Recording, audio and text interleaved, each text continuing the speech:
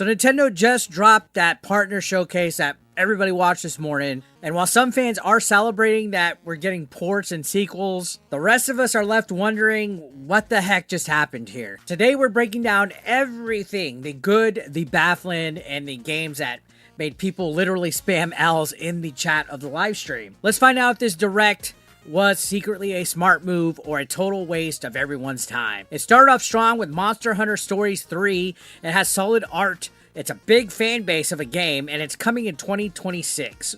Cool. I mean, I kind of predicted that. I made a tweet saying, oh, we're going to see something Monster Hunter. It's almost a given. And it seems like we get a new Monster Hunter game like every 6 to 9 months. I've played a few of them. I'm not the world's biggest fan, but I know there's a fan base on the Switch. And of course, the Switch 2 is dying for a Monster Hunter game. For me, okay, Capcom, way to go. Show yourself on the Switch 2. They've already had some other games that they're supporting on there, like Street Fighter 6 and stuff, but it's a game key card. And I can't fuck with that. If I'm being completely honest, digitally, yes, but I'm not going to buy a game key card for a game that's physical.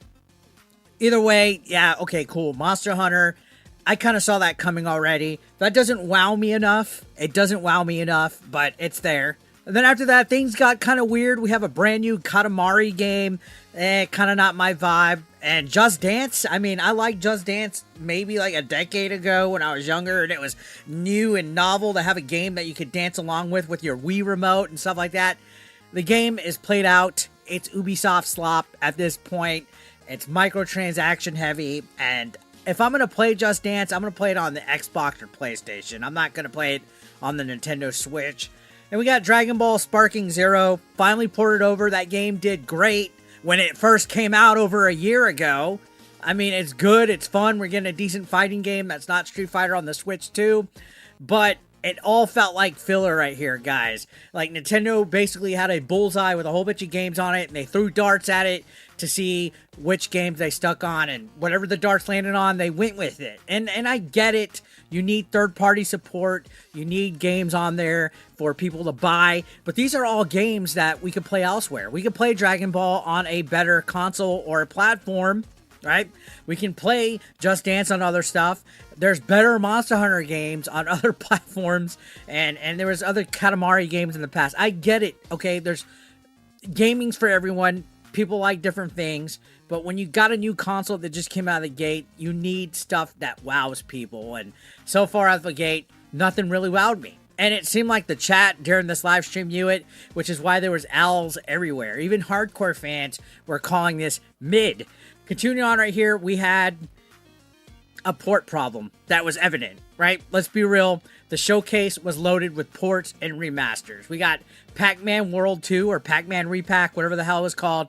We got Final Fantasy Tactics, which, yeah, okay, that's cool. It's a remaster. It's a game we played, but it's a port. It's a remaster, okay? We had Persona 3 Reload. That came out over a year ago. And it's coming to the Switch too. And then Yakuza Kiwami. Dude, those are remakes of the original Yakuza games, and they're also available on other consoles that we've played already. Don't get me wrong, they're all great games. They're all good games, but where's that wow factor? Where's that je ne sais quoi, right? Where's that, I want a Federici 1981, right? From Goonies. Yeah, none of these felt like reasons to own a Switch. We can't just have Mario Kart World and Donkey Kong Bonanza be the only reason to buy the Nintendo Switch in August, right?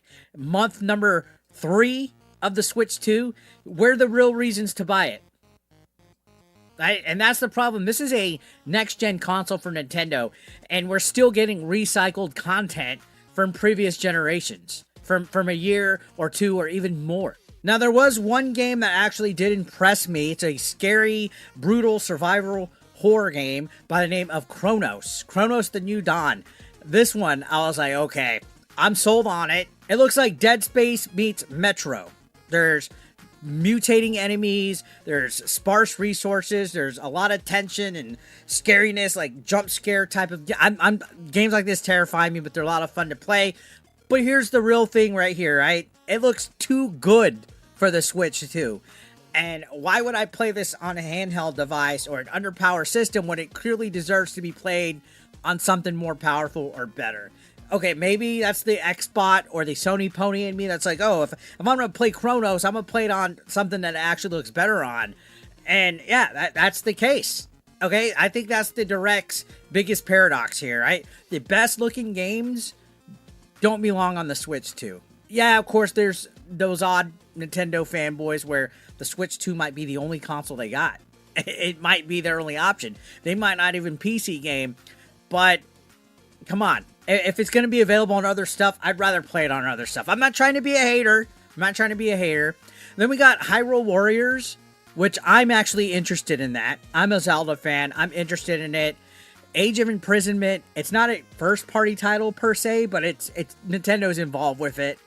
And it was a 40-second teaser. We didn't even see a release date here. It still says just winter. Winter 2025. What's up with that? Why aren't we getting that? And no gameplay, really. Just cinematic stuff, nothing. I hope we get some kind of dedicated direct to this, because now it's being revealed that this will be a canon story to Tears of the Kingdom. It's being considered canon. It's weird, because, like, the Hyrule Warrior games, some of them weren't considered canon. They were considered, like, alternate universes, and then now this one's canon, so I'm interested in it. Now, the one thing that also perked me up was Square Enix's big reveals here. We got two of these HD 2D games. We got The Adventures of Elliot, which looks pretty quirky. It looks like a nice little 2.5D action RPG. I will be sinking the teeth into this, but again, I don't know if this is going to be exclusive to Switch 2. It doesn't seem like it is. Seems like this is something that would probably be on Game Pass. And I'd rather play it for free on Game Pass than paying the Switch tax and paying like 70, 80 bucks for a game that I could play cheaper on a better console. Does that make sense? Am I hating when I say that? And then Octopath Traveler 0, a prequel with the same formula that we've seen twice now. So sequels, ports, remasters, it's cool. But is this all groundbreaking? Is this enough to sell you on a Switch 2? And not to mention, a lot of these guys are digital or game key cards, right? We also had Madden revealed. I could play Madden on the PlayStation and Xbox. It looks good for Switch 2. I'm surprised it's on there, but is it going to run as good as the other consoles? Why do I need to buy Madden on the Switch 2? Give me enough incentive. I mean, is it enough to say, oh, we got this game on Switch 2? If it's underpowered, if I could play it elsewhere for cheaper or less, for a console that does get sales, like Xbox and PlayStation games actually go on sale, right? A perfect example here is Star Wars Outlaws. We've already played that game. I had Ubisoft Plus, played it for free as part of my membership. It wasn't memorable at all. It was just an average Ubisoft game, and you could buy it cheaper on PlayStation and Xbox and even PC now, but it's going to cost way more on the Nintendo Switch, and it's not even going to be on the actual cartridge. You're going to pay more for a game key card than you would pay for it on a different console for a game that's an Ubisoft game that's probably going to go on sale by the time Christmas hits. Why are we satisfied with mediocrity on the Switch 2? I'm not trying to hate. I think Nintendo's playing a long game here. Obviously, they're waiting on the big guns like Metroid Prime 4, a sequel to Mario Odyssey, for a dedicated Switch 2 showcase, not a partner showcase. And some of these games that we're just seeing here are stuff that we've already seen, stuff that's already been played out, stuff that's already been played years ago. Is there an excuse for this? No, I don't think it excuses it, okay? Just because you're waiting to do a dedicated Switch Direct, it doesn't excuse it, right? You don't launch a new console just to show Apex Legends is coming to the Switch 2. You know what I mean? And that's exactly what they did here. This Direct didn't sell the future of the Switch 2. It actually reminded me of past games I've played elsewhere. Like, oh, okay, I remember playing that on Xbox. So it wasn't the worst Direct ever. I'll be honest, it wasn't the worst Direct ever, but it was easily one of the most forgettable because it was just there. Okay? This partner showcase needed to build hype for the Switch 2. In my opinion, it needed to build hype, and instead it made people ask if their Switch 2 was even worth it. Like, outside of Donkey Kong and Mario Kart, are you really touching it? Are you playing it? These are all game key releases for the most part. They're all digital releases for the most part. I'm not even sure if any of these games are coming fully on the cart. I'm not even sure. I haven't even researched it. But now I want to hear from you guys. What was your favorite reveal out of this whole thing?